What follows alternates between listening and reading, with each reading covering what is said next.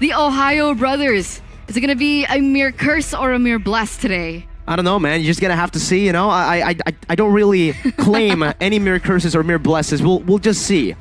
I'm just gonna say, Ducky told me yesterday at the lobby, don't predict us. So. Yeah. All right, how convenient. But ladies and gentlemen, let's welcome you to the opening match of MPLI 2023 for the Thehiobrothers to utilize against AP Bren.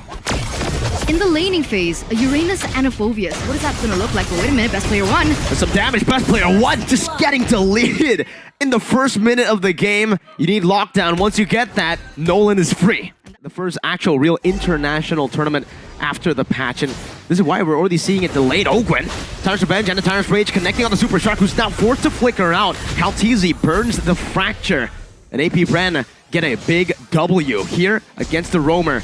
Best player one rotating down as well. Mielo has the damage, and that's going to be the Violent Requiem locking down one, but the NetherRealm saves Ogwen for a bit. There's some dive as well from Flapteezy. Mielo's taken super low, unable to use the Demonic Force, and under the turret now locked down by Divine Judgment. Flapteezy looking for that kill, and he actually does get it with the help of Ogwen. It's 1-for-1, but AP Bren secured a neutral objective. Very deep dive, and had to pay the price for it. So overconfidence? Overcommitment, definitely. Fracture now from Super. Oh my god! Just deleted off the Land of Dawn once again. Can you imagine?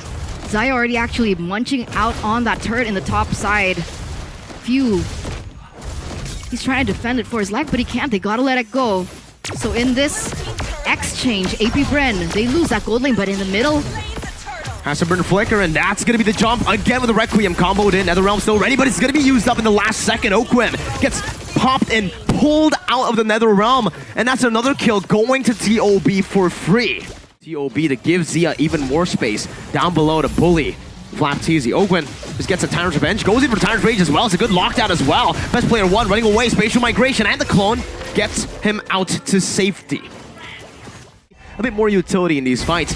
We can see Kaltizi with the Fracture again onto Who, but now gets caught in the Spatial Migration. The Requiem locks him down, and it's best player one who secures a kill onto Kaltizi. Meanwhile, Flap just jumping forward, trying to zone TOB away, trying to get some more space for the rest of the team to follow it back up onto the turtle here. Let's spawn back in. It's BP1 with a free turtle. He just needs to hit on this Retribution. The Mirror's Bashing is locked into the Blazing Duet in the back line with the help of the Corrosion Sight. Slows Zia down enough, but he flickers around the wall, but it's Ogwen with a Tyrant's Rage Flicker combo, locking him down, picking up a double kill as Mielo now is looking for a re-engage with the help of best player one. They decide to move back. They get the turtle, and that's it.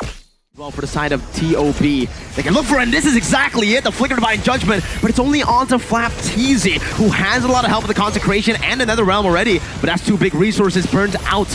AP Bren baited out the Demonic Force, and Kaltizi's already on the Lord. That's a big resource burnt out as well. Phew jumps in with the Shadow Stampede, brings Super Shark back, but it's a free Lord over to AP Bren. Early on, it was TOB who held it down, but AP Bren have come back from it, and the way they come back is they get a massive gold lead to play with a big Lord marching down in the bottom lane. TOB still has a lot of good wave clear, though. They have Zia on that Bennett, and it's Hoon on the Navaria. Very good wave clear to play with, and they'll be able to clear out the waves very easily with the first Lord Siege. Go for a Sea Halberd instead of the Wind of Nature. With that being said, is there no possibility, no scenario that best player one can be the one to take him down? There's a chance. Ogwen with the Conceal looking for the play in the bottom lane. The whole team is rotating down with the Conceal. Oh! Ogwen misses the Tyrant's Revenge Flicker combo.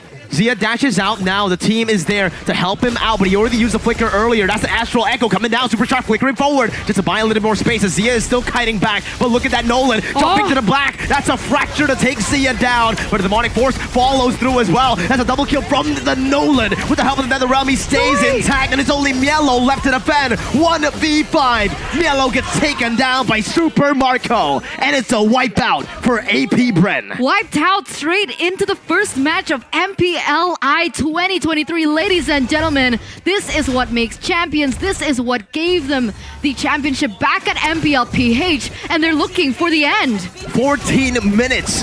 A convincing win from AP Bren despite a lot of small mistakes. They come out on top with pure discipline.